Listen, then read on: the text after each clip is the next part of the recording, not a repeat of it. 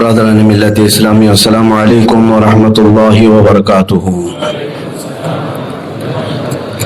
الحمد للہ الحنان المنان الذي خلق الانسان وعلمه البيان، والصلاة والسلام على رسوله سيد الانس والجان وعلى آله واصحابه ذوي الخير والاحسان، اما بعد فأعوذ بالله من الشيطان الرجيم، بسم الله الرحمن الرحيم۔ رجال لا تلهيهم تجارة ولا بيع عن ذكر الله وإقام الصلاة وإيتاء الزكاة يخافون يوما تتقلب فيه القلوب والأبصار، صدق الله مولانا العظيم وبلغنا رسوله النبي الأمين المتين المختار الكريم، ونحن على ذلك من الشاهدين والشاكرين والحمد لله رب العالمين۔ بارگاہ رسالت معاب صلی اللہ تعالی علیہ وسلم میں درود پاک کا ہدیہ پیش کریں۔ اللهم صل على سيدنا ومولانا محمد معدن الجود والكرم وآله وأصحابه الكرام وابنه الكريم وبارك وسلم صلاة دائمة سرمدا أبدا۔ عزیزان گرامی وقار، حدیث پاک کے مطابق اس کائنات میں، اس سرزمین میں اللہ کے کچھ اولیاء ایسے ہیں جن کی بدولت اللہ تعالیٰ بارشیں برساتا ہے، ان کی برکت سے زمین سبزے اگاتی ہے۔ اور ایک حدیث پاک میں یہ بھی ہے کہ ملک شام میں ہمیشہ 40 اقطاب رہیں گے قیامت آنے تک۔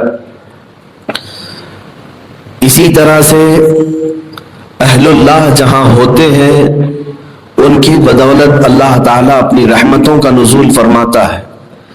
آپ اسی سے اندازہ کر لیں کہ حدیث میں یہ ہے، عند ذکر الصالحین تنزل الرحمہ، جب اللہ والوں کا ذکر کرتے رہو گے، جس وقت تم اللہ کے اولیاء کا تذکرہ کرو گے، تنزل الرحمہ، حدیث میں ہے کہ اسی وقت رحمت اترتی ہے۔ تو جب اللہ کے ولیوں کا ذکر کرنے کے وقت رحمت اترتی ہے، تو جہاں اللہ کے اولیاء ہمیشہ کے لیے آرام فرما ہو، وہ علاقہ کیسے رحمت سے بھرپور نہ ہو۔ بہت سارے لوگ اپنے جرائم کے باوجود بچ جاتے ہیں، یہ ان کی رحمت ہوتی ہے۔ ممبئی عظما، ممبئی کو یہ سعادت حاصل ہے کہ وقت کے ایک مشہور و معروف جلیل القدر قطب حضرت سیدنا مخدوم فقی علی مہائمی رضی اللہ تعالیٰ عنہ اس کی دھرتی پر آرام فرما ہے، اور اکثر لوگ ان کی سیرت طیبہ کے گوشوں سے ناواقف رہے۔ ممبئی کی دوڑ دھوپ اور ممبئی کے کام کاج اور یہاں کی حرکتیں ایسی ہیں کہ لوگوں کو اپنے اسلاف پڑھنے کا موقع ہی نہیں ملا، اور چند رہ بھی گئے ہیں تو مزار پاک پر چادر اور گل پوشی کے علاوہ کچھ زیادہ نہیں کر پائے۔ فقی علی مہائمی رضی اللہ تعالیٰ ایک ایسے مائع ناز عالم دین کا بھی نام ہے۔ میں سمجھتا ہوں اگر یہ کہوں تو مبالغہ نہ ہوگا، مخدوم فقی علی مہائمی کی ذات شریعت اور طریقت کا سنگم تھی۔ پہلی بات تو یہ سمجھ کر کے چلے کہ اللہ کسی جاہل کو ولایت دیتا ہی نہیں، کوئی جاہل اللہ کا ولی نہیں ہوتا۔ سب سے پہلی بات یہ ہے، فرمایا گیا ہے ما کان من ولی اللہ جاہلا ولو کان لعلمہ اللہ اولا، اللہ کا کوئی ولی جاہل نہیں ہوتا، بغیر پڑھا لکھا نہیں ہوتا، اور اگر وہ کسی سے پڑھا نہیں ہے تو سب سے پہلے اللہ اس کی تعلیم کا انتظام فرماتا ہے، پھر ولایت ملتی ہے۔ یہاں سے یہ بات سمجھ میں آ گئی کہ جاہل اگر اپنے آپ کو ولی کہہ دے دوسروں کے سامنے تو سب سے پہلی چیز آپ یہ سمجھ لے کہ جس کو شریعت کا علم نہیں ملا اسے ولایت تو نہیں مل سکے گی۔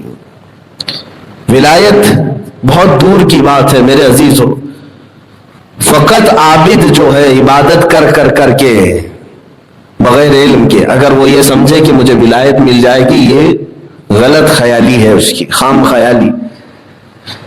میں آج ان کی زندگی پاک کی مختصر گوشے آپ کے سامنے رکھوں، اس لیے کہ ہمارے اوپر یہ قرض ہے ممبئی میں رہتے ہوئے، اور بلکہ میں سمجھتا ہوں ممبئی کے سارے مسلمانوں پر فرض ہے کہ آپ کی سیرت طیبہ کو وہ پڑھیں اور ان کے نقوش پاک کی پیروی کریں۔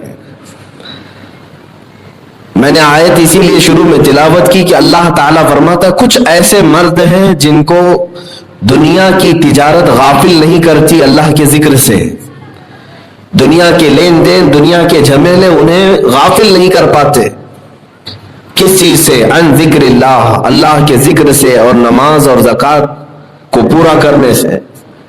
اور وہ اللہ والے لوگ ایسے ہیں جو قیامت کے دن کے متعلق خوف بھی رکھتے ہیں۔ مخدوم فقی علی مہامی رحمۃ اللہ تعالی علیہ ہندوستان کے ایک مشہور و معروف نوائت قبیلے سے تعلق رکھتے تھے۔ یہ نوائت قبیلہ آج بھی آباد ہے، ساؤتھ میں ہے، جیسے اور کوکن میں بھی ان کو نائت بھی کہا جاتا تھا اور اب کے زمانے میں نوائت کہتے ہیں۔ ہمارے کرناٹک کے کچھ علاقوں میں آج بھی وہ خاندان آباد ہیں۔ یہ نوائتی کون ہوتے تھے اصل؟ تو ان کی تاریخ میں بڑے بڑے فقہائے کرام اور تاریخ نگاروں نے کتابوں میں باضابطہ ان کے خاندان کو لکھا بھی ہے کہ حجاج بن یوسف کے زمانے میں مدینہ طیبہ سے نکل کر کے ایک جماعت ہند آئی۔ ہندوستان اس وقت تجارت کا مرکز کہلاتا تھا، سمندروں کے راستے عرب بہت سارے ہند کے علاقوں میں پہنچے ہیں، عرب کی چیزیں ہندوستان لاتے اور ہندوستان سے یہاں کی چیزیں جو مشہور تھی وہ عرب لے کر کے جاتے ہیں۔ تو تجارتی تعلقات بہت پرانے ہیں عرب کے اور ہند کے۔ تو یہ نوائتی قبیلہ مدینہ طیبہ سے نکل کر کے ہند میں آیا، اور بعض تاریخ نگاروں نے یہ تک لکھا کہ یہ نوائت جو قبیلہ آباد ہوا ساحل سمندر پر، یہ در حقیقت حضرت جعفر طیار رضی اللہ تعالیٰ عنہ کی اولاد میں سے تھے اور قریش خاندان سے تعلق رکھتے تھے۔ تو عربی تھے اور یہاں آنے کے بعد وہ بس گئے اور پھر ان کی زبان مختلف ہوتی رہی۔ اسی قبیلے کے باشندے تھے حضرت مخدوم فقی علی مہامی رضی اللہ تعالیٰ عنہ، اور آپ کی ولادت اور آپ کی پیدائش یہیں پر ہوئی، ماہم میں ہی۔ اور آپ کو یہ بھی میں بتا دوں کہ حضرت مخدوم فقی علی مہامی رضی اللہ تعالیٰ عنہ کی سیرت کو ممبئی والے صرف اور صرف قطب کوکن کے نام سے صرف جانتے ہیں یا پھر حاضری دینے کے نام سے۔ آپ اس علاقے میں جب پیدا ہوئے تو یہ وہ دور تھا جب ہندوستان میں بڑے بڑے ماہ ناز اولیاء کاملین موجود تھے۔ مخدوم علی مہامی کا زمانہ وہ ہے جو سیم مخدوم اشرف جہانگیر سمنانی کا ہے۔ اسی زمانے میں حضرت قطب دکن خواجہ بندہ نواز گیسو دراز رضی اللہ تعالیٰ عنہ بھی تھے۔ اسی زمانے میں حضرت مخدوم اشرف جہانگیر سمنانی، اسی زمانے میں حضرت زندہ شاہ مدار بدیع الدین رضی اللہ تعالیٰ عنہ بھی موجود تھے۔ یہ وہ اولیاء کے نام میں گنا رہا ہوں جو آج اولیاء میں ایک سند کی حیثیت رکھتے ہیں۔ حضرت عبدالحق رودولوی رحمۃ اللہ تعالیٰ علیہ، یہ بڑے بڑے اولیاء کا زمانہ ہے جس وقت حضرت مخدوم علی مہامی رحمۃ اللہ علیہ یہاں پر جلوہ بار ہوئے۔ آپ کی پیدائش کی اسلامی تاریخ 778 ہجری، یعنی آج سے تقریباً 600 سال پہلے کی ہے، اور آپ کی وفات 835 غالباً 835 ہجری، اب 1442 چل رہی ہے، ٹھیک 600 سال کے قریب عرصہ گزر چکا۔ ماہم شریف کی یہ جو زمین ہے اس کی بھی بڑی تاریخ ہے کہ ایک جزیرہ تھا، اس کو سنسکرت زبان سے لیا گیا ہے کہ اس جزیرے میں عجیب و غریب چیزیں نمودار ہوتی، اور ماہم کا مطلب ہی ہے معجزاتی، اسی نام سے اس کو موسوم کر دیا گیا کہ یہاں عجیب و غریب چیزیں دیکھنے کو ملی۔ ماہم سنسکرتی زبان میں ایک پرانا تاریخی نام ہے۔ بہرحال جب آپ کی ولادت ہوئی اور آپ عام گھرانے میں نہیں بلکہ ایک عالم دین کے گھرانے میں ہی پیدا ہوئے، آپ کے والد گرامی حضرت احمد رحمۃ اللہ تعالیٰ علیہ، وہ زبردست عالم تھے، فقیہ تھے، اور آپ کی والدہ بھی بہت بہترین علم سے روشناس تھیں۔ آپ کی والدہ کو فاطمہ انکولیہ کہا جاتا ہے، جو آپ کے مزار پاک کے بغل میں ہی آرام فرما ہے. بڑی متقیہ، پرہیزگار، عبادت شعار خاتون تھی. حضرت مخدوم کی تربیت بھی انہوں نے علمی گھرانے میں کی اور علم کے ساتھ کی. میں آپ کی سیرت پڑھ رہا تھا، حیرت میں رہ گیا جب مخدوم فقیہ علی معانی رحمۃ اللہ تعالی علیہ کو اس وقت کے جو استاد پڑھاتے رہے، خود ان کے والد گرامی پڑھاتے رہے اور سارے علوم پڑھا دیے تھے. آپ حافظ قرآن بن گئے اور علوم متداولہ جو ہوا کرتے تھے اس وقت، علوم ظاہری جس کو کہتے ہیں، فتویٰ دینے کے لیے جتنے علوم کی ضرورت ہوتی ہے مفتی بننے کے لیے، یہ سارے علوم ان کے باپ پڑھا دیے تھے جبکہ آپ کی عمر صرف 9 سال کی تھی. 9 سال کی عمر میں آپ علوم ظاہرہ کو پورا حاصل کر چکے تھے. یہ مخدوم علی معانی رضی اللہ تعالیٰ. اور اس کے بعد اچانک ایسا ہوا کہ آپ کے ان تمام علوم کے حاصل کرتے ہی آپ کے والد گرامی کی رحلت ہو گئی. آپ کے والد گرامی انتقال کر گئے. آپ تنہا تھے اپنی والدہ کے ساتھ اور والدہ بے انتہا آپ سے محبت فرماتی تھی. مخدوم علی معانی رحمۃ اللہ تعالی علیہ اپنے والدہ کی خدمت میں بھی منفرد نظر آتے ہیں، بے مثال نظر آتے ہیں. وہ تمام علوم حاصل کرنے کے باوجود عاجزی و انکساری اس قدر تھی کہ اب تاریخ میں لکھا ہے کہ ان کی والدہ ماجدہ جب تک بیٹھی رہتی آپ زمین پہ نہیں بیٹھتے تھے، آپ کھڑے رہتے تھے. اور آپ کی ماں آپ کو دیکھ کر کے بہت ساری وصیتیں بھی کرتی تھی. ایک مرتبہ یہ مشہور و معروف آپ کی سیرت میں بات ملتی بھی ہے کہ رات کے وقت سونے کے سے پہلے ماں نے کہا کہ مجھے پیاس کی شدت ستا رہی ہے. سمندر کے کنارے گھر تھا، پانی حاضر نہیں تھا. مخدوم صاحب رحمۃ اللہ علیہ اپنی اسی چھوٹی عمر میں پانی لینے کے لیے باہر گئے. دور دراز سے پانی لے کر کے آئے تو والدہ سو چکی تھیں. آپ تہجد کے لیے اٹھتی تھیں تو والدہ ماجدہ تہجد کے لیے جب صبح اٹھی تو یہ پانی لے کر کھڑے ہی رہے، پوری رات کھڑے تھے. تو پوچھا بیٹا کہ تو سویا نہیں؟ کہا ماں آپ کو پیاس لگی تھی، میں پانی لے کر کھڑا رہا اور جگاتا تو میں سمجھتا کہ بے ادبی نہ ہو جائے، آپ کی نیند میں خلل نہ ہو جائے. بچوں کو سیکھنا چاہیے کہ والدین کیا ہوتے ہیں. اولیاء کاملین نے اپنے والدین کا یہ احترام کیا ہے، ان کے آگے نہیں جاتے تھے. آج کے بچے تو ماں باپ کو جس طرح سے الٹ پھیر کر کے بات کرتے ہیں، ترچھی نگاہ سے دیکھنا بھی جائز نہیں. قرآن تو کہا وَلَا تَقُلْ لَهُمَا اُفٍّ، تم اپنے والدین کو اف تک نہ کہو. لفظ اف آیا ہے. کیا وہ بچے جانتے ہیں جو اپنی ماں کو یا اپنے باپ کو گالیوں سے بات کرتے ہیں، تو تڑاک سے بات کرتے ہیں؟ تمہیں معلوم ہے تمہاری ہزاروں نمازیں ضائع ہو جائیں گی، تمہاری ہزاروں عبادتیں خاک ہو جائیں گی. حتیٰ کہ بزرگوں نے لکھا ہے کہ جو والدین کا نافرمان ہوتا ہے اسے موت کے وقت زبان پر کلمہ بھی نہیں آتا، وہ کلمہ نہیں پڑھ سکے گا. ڈرو. قرآن پاک میں اللہ نے اپنے بعد حسن سلوک کرنے کا جو حکم دیا ہے وہ سب سے پہلے والدین کا. پڑھو کئی جگہ پر قرآن میں وَقَضَىٰ رَبُّكَ أَلَّا تَعْبُدُوا إِلَّا إِيَّاهُ، تمہارے رب نے یہ حکم دیا ہے کہ اس کے ساتھ کسی اور کو شریک نہ کرو، صرف اس کی عبادت کرو، اللہ کی عبادت کرو. اس کے بعد فوراً وَبِالْوَالِدَيْنِ إِحْسَانًا، اللہ فرماتا ہے اس کے بعد والدین کے ساتھ اچھا سلوک کرو. رب نے اپنی عبادت کے بعد والدین کے ساتھ اچھا سلوک کرنے کا ذکر فرمایا، حکم فرمایا. کوئی تو بات ہوگی اس میں اہمیت ہے یا نہیں ہے؟ میرے عزیزو، یہ بھی بات ہم نے دیکھی جنہوں نے خدمت کی ہے اپنے والدین کی، دنیا میں بھی اللہ نے انہیں سرخرو رکھا ہے. بلکہ بعض احادیث اور روایات یہ بتاتی ہیں اللہ تبارک و تعالیٰ نے والدین کے خدمت کاروں کو انبیاء کے ساتھ جنت عطا فرمائی. جنت میں ان کو نبیوں کا پڑوس بنایا ہے.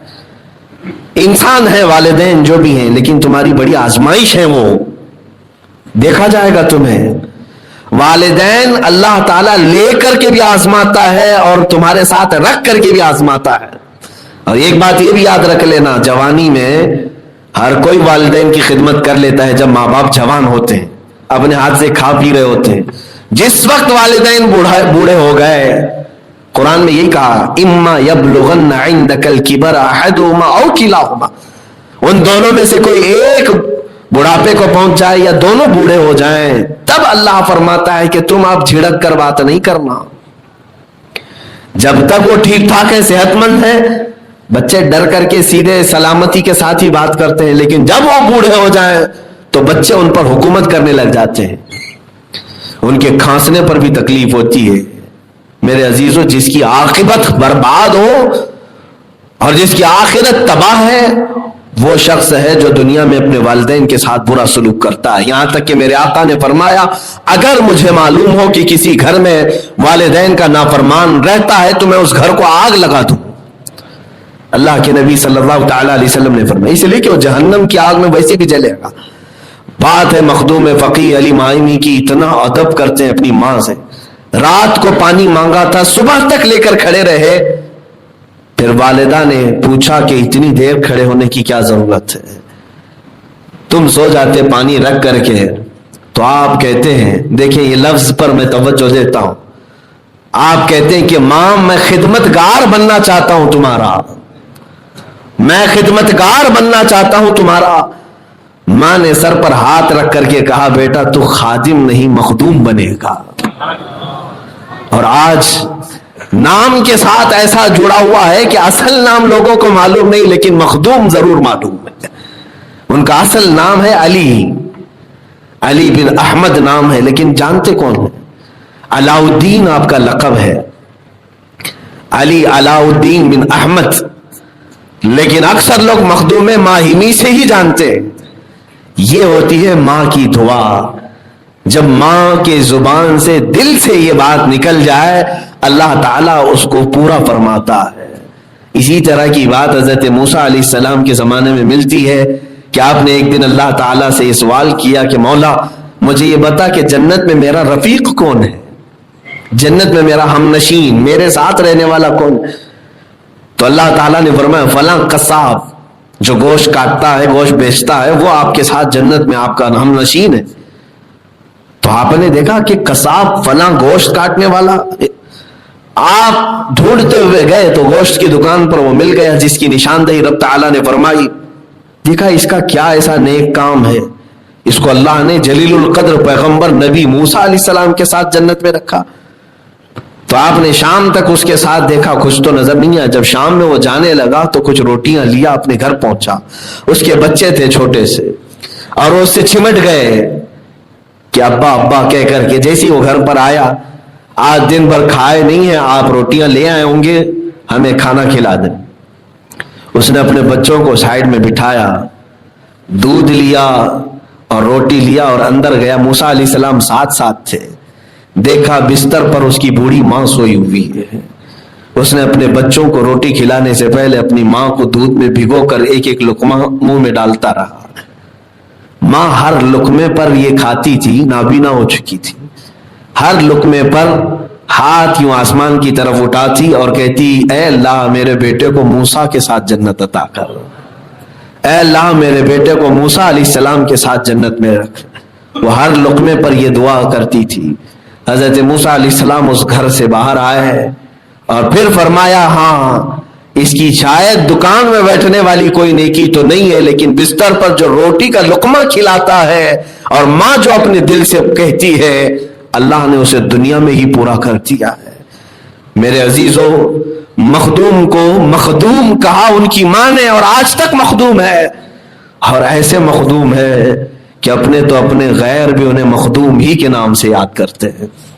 ہاں جہاں سارے لوگ اپنی خدمت کراتے ہیں، لیکن مخدوم علی مائمی رضی اللہ تعالیٰ عنہ کی بارگاہ میں ہم نے دیکھا ہے کہ ممبئی کی پولیس بھی وہاں پر سلامی کے لیے سب سے پہلے حاضر ہوتی ہے۔ یہ آپ کی فضیلت میں بات نہیں کر رہا ہوں کہ ان کی سلامی دینے سے آپ افضل ہو جائیں گے، ایسا نہیں ہے، بلکہ میں یہ کہنا چاہتا ہوں کہ اللہ تبارک و تعالیٰ نے اس دربار مخدوم کو پچھلے 600 سالوں سے مخدوم بنائے رکھا ہے۔ اللہ تعالیٰ کا جب بندہ ہو جاتا ہے، اب میں آپ کو ایک اور دعا بتا دوں ان کی والدہ ماجدہ کی۔ ماں سے بہت کچھ حاصل کیا جا سکتا ہے، لیکن جن کی مائیں ویسی چلی گئیں تو میں سمجھتا ہوں کہ دنیا میں انہوں نے بہت بڑی چیز کھو دی ہے. جو چیز حاصل کر سکتے اپنی ماں سے وہ کر لو آج کے زمانے میں, آج کے دن میں. چاہے ماں اگر برتن ہی مانجتی ہو, ماں چاہے کسی بھی حالت میں رہتی ہو, لیکن ہے تو تمہاری ماں. اللہ کے نبی صلی اللہ تعالیٰ علیہ وسلم نے جب تمہارے لیے فرما دیا کہ تمہاری جنت تمہارے ماؤں کے قدموں کے نیچے ہے, تو سمجھ کیوں نہیں لیتے اس چیز کو؟ حاصل کر سکتے ہو بہت ساری چیزیں. کون ماں اپنے بچوں کو دعا نہیں کرتی؟ سب دعائیں کرتی ہیں, سب مصلی بچھاتی دعا کرتی رہتی ہے, لیکن یہ دعائیں اور ہیں. لیکن کسی وقت ایسا ہوتا ہے کہ جب وہ زبان تو اس کی خاموش رہتی ہے, دل سے وہ اپنے بیٹے کے لیے اس قدر اللہ کی بارگاہ میں وارفتہ ہو جاتی ہے دعا کے طور پر, اسی لمحے اللہ تعالیٰ اس کی دعا اپنے اس کے بیٹے کے حق میں قبول کر لیتا ہے. دلوں کو خوش کرنا یہ بڑی دعا ہے. زبان سے کہلوا لینا, ویسے ہر ماں تو کہتی ہے میرا بیٹا سلامت رہے, دلوں کو خوش کر دینا یہ اصل دعا ہے. جب آپ کے والد گرامی کا انتقال ہوا تو آپ نے تعلیم کو ترک کر دیا. اب تعلیم کے لیے آگے جانا تھا, یہاں علاقے میں تعلیم کے وہ تمام انتظامات نہیں تھے, تو ماں سے اجازت لی کہ والدہ ماجدہ اجازت دے دیں تو میں آگے کی تعلیم اور علوم باطنی حاصل کروں, جس سے قلب طاہر ہوتا ہے, مزکا و مصفا ہوتا ہے, میں باہر اولیاء کاملین کے دربار میں بیٹھوں. ماں نے کہا بیٹا مجھے تمہاری جدائی برداشت نہیں ہو سکے گی, میں تنہا ہوں, مجھے چھوڑ کر نہ جا. تو حضرت مخدوم نے اپنے سارے ارادے ترک کر دیے, کیونکہ انہیں شوق تھا اور لگن تھی آگے پڑھنے کی, لیکن ماں نے کہا میں جدائی برداشت نہیں کر پاؤں گی, آپ رک گئے. تو پھر مخدوم میں مائی میں نے خود کہا اپنی ماں سے تو آپ ہی کچھ انتظام کر دیں میرے پڑھائی کا یہیں پہ. تو مسکرائی اور کہا اللہ مسبب الاسباب ہے, کوئی نہ کوئی سبب تیرا یہی پیدا کر دے گا کہ نہ تو مجھ سے دور ہو اور نہ تیری تعلیم چھوٹے. آپ سمندر کے کنارے گزر رہے تھے, تاریخ میں یہ بھی موجود ہے کہ ایک اونچے ٹیلے پر ایک بزرگ نظر آئے, آپ نے انہیں اپنی طرف بلایا اور کہا ادھر آ جاؤ بیٹا, تم باطنی علوم کے حصول کے لیے کہیں سفر کرنا چاہتے تھے؟ انہوں نے کہا ہاں, لیکن میری ماں نے مجھے اجازت نہیں دی, میں باطنی علوم کے لیے سمرقند, بخارا, بغداد اور دلی کا سفر کرنا چاہتا تھا. تو اس بزرگ نے کہا میں تجھے یہی پڑھا دیتا ہوں, وہ سارے مقامات اور سارے مراتب یہیں سے طے کراتا ہوں. مخدوم مائمی نے آپ سے پوچھا کہ آپ ہو کون, آئے کہاں سے ہو, اور مجھے کہاں سے یہ تمام مقامات عطا کرو گے؟ انہوں نے کہا میں خضر علیہ السلام ہوں, میں اللہ کی طرف سے بھیجا گیا ہوں, اور تیری ماں کی دعا ہے کہ یہی تیری تعلیم کا انتظام ہو, اس لیے میں خود یہاں آیا ہوں. یہ بات کسی پر ظاہر نہ کرنا, یہ راز میں رکھنا, اور جب تک یہ بات راز رہے گی میں روز یہاں اس وقت آؤں گا اور تجھے پڑھاتا رہوں گا. یہ سلسلہ چلتا رہا. آپ روزانہ سمندر کے کنارے اس وقت جاتے اور ایک خشک زمین ابھرتی, وہاں پر حضرت خضر سے آپ کی ملاقات ہوتی, پڑھتے. یہ سلسلہ تقریباً 7 سال تک جاری رہا, بعض میں 5 سال تک رہا. بہرحال ایک دن آپ کی ماں نے پوچھا کہ بیٹا اس معین وقت پہ تو جاتا کہاں ہے, کہاں جا کر کے تو آتا ہے؟ تو آپ کے پاس اب کوئی آپشن نہیں تھا, ماں سے آگے آپ کبھی بڑھتے نہیں تھے اور ماں کے خلاف بھی کچھ بات کرتے نہیں تھے. ادھر حضرت خضر نے فرمایا تھا یہ راز میں رکھنا, لیکن ماں کی محبت غالب آ گئی اس علم پر. کہا کہ ماں حضرت خضر آتے ہیں اور وہ مجھے پڑھاتے ہیں, اور اب تک میں نے اتنے مقامات حاصل کر لیے, مجھے باطنی علوم انہوں نے عطا کیے. ماں سجدہ شکر ادا کرتی ہے کہ اے اللہ تو نے میرے بیٹے کو میرے جلوں میں رکھ کر کے وہ مقامات عطا کیے, تیرا شکر ہے. لیکن اس کے بعد دوبارہ حضرت خضر ان کو نظر نہیں آئے. یہ یہاں تک کی تعلیم. میرے عزیزوں اس فقیہ کو دیکھیں, میں جب بھی نام ذکر کر رہا ہوں مخدوم فقیہ علی مہائمی کہہ رہا ہوں. فقیہ آپ کے لفظ کے ساتھ جڑا ہے. فقیہ کہتے ہیں جو علم فقہ کا بادشاہ ہو, صرف مفتی نہیں, ہزاروں مفتیوں کے بعد ایک فقیہ ہوتا ہے. آپ کا وہ درجہ تھا علم میں, اور آپ نے خود اپنی زندگی میں کتابیں لکھی، اتنی کتابیں کہ آج بھی تقریباً 21 یا 22 کتابیں آپ کی چھپی ہوئی ہیں، موجود ہیں۔ میں نے خود جامعہ ازہر مصر میں آپ کی لکھی ہوئی تفسیر دیکھی، پورے ورلڈ کی سب سے بڑی یونیورسٹی الازہر مصر میں عربی میں لکھی ہوئی تفسیر الرحمن پر آپ نے تقریر وغیرہ لکھی ہے، اور شیخ محی الدین ابن عربی کی فصوص الحکم کے متعلق بھی آپ نے کتاب لکھی ہے اپنے زمانے کے، یا معرکۃ الآراء بحث میں آپ نے حصہ لیا ہے۔ یا اور بات ہے کہ ان کی قوم نے صرف ان کی چادر و گاگر سے تعلق رکھا، ان کی کتابوں سے کوئی تعلق نہیں۔ ان کے اپنے ہاتھ سے لکھا ہوا قرآن پاک بھی آج موجود ہے۔ قرآن پاک غالباً شاید وہ رمضان میں زیارت بھی کروایا جاتا ہے۔ عزیزان گرامی وقار مخدوم فقی علی مہائی رضی اللہ تعالیٰ عنہ پورے قرآن پاک کی تفسیر بھی لکھے ہوئے ہیں، اس کا کچھ اردو حصہ بھی شائع ہوا ہے۔ آپ شافعی المذہب تھے، شافعی مسلک کے پیروکار، اور آپ نے شافعی مذہب پر پوری فقہ کی کتابیں ترتیب دی ہیں، پوری فقہ لکھی ہے آپ نے۔ افسوس مجھے اس بات کا ہوتا ہے کہ ان کے علمی نقوش پر جو محنت ہونی چاہیے تھی وہ صرف سنگ مرمر پر محنت ہوئی، وہ صرف ٹائلز اور اینٹوں پر محنت ہوئی، وہ صرف وہاں کے ملمہ سازی کے لیے ہوئی۔ اس عظیم ولی کامل کے علوم کو باہر لانے کی ضرورت تھی، اور قوم کو یہ بتانا بھی ضروری۔ آج میں یہ بھی بات بتا دوں میرے عزیزوں، اللہ کا جو ولی ہوتا ہے وہ سب سے بڑا عالم ہوتا ہے۔ علم چھوڑ کر کے اگر کوئی جاہل نعرے لگائے کہ میں اللہ کا ولی ہوں تو وہ جھوٹا ہے، وہ ماں جھوٹا ہے۔ اللہ کا ولی کوئی بھی بغیر علم کے نہیں ہوتا۔ حضرت مخدوم فقی علی مہائی رحمۃ اللہ تعالی علیہ کو دیکھنے کے بعد یہ بات معلوم ہوتی ہے کہ آپ شریعت کے ایسے سمندر تھے کہ اللہ تعالیٰ نے سارے علوم آپ کو عطا کیے، معقولات منقولات، لیکن ساتھ ہی طریقت میں آپ اس مقام کو پہنچے ہوئے تھے کہ احیاء موتا بعض اولیاء کو دیا گیا ہے۔ احیاء موتا کا مطلب مردوں کو زندہ کرنے والی کرامت، یہ کرامات بعض اولیاء کو حاصل ہیں، اس میں مخدوم فقی علی مہائی بھی شامل ہیں۔ احیاء اموات یہ معمولی کرامت نہیں، بڑے بڑے اولیاء کاملین میں سے چند اولیاء کاملین کو یہ تصرف ملا ہے۔ آپ کے متعلق یہ بات ملتی ہے کہ آپ اپنے شروع کے زمانے میں، جوانی کے زمانے میں ہی بکری پالتے تھے، اور بکری سے آپ کو بڑی محبت تھی، یہاں تک کہ اس بکری کو لے جاتے اور اپنی کتابیں پڑھنے کے زمانے میں کتابیں پڑھتے تھے، اور وہ بکری سامنے سر ہلاتی رہتی تھی، اس سے بڑا آپ کو لگاؤ تھا۔ ایک دن ایسا ہوا کہ آپ باہر گئے تھے اور بکری گھر میں مر گئی، کچھ ہوا اس کو، مر گئی۔ آپ کی ماں گھبرائیں کہ میرا بیٹا آئے گا تو اسے بڑا قلق ہوگا، اسے بڑا صدمہ پہنچے گا، اس سے وہ بہت لگاؤ رکھتا تھا۔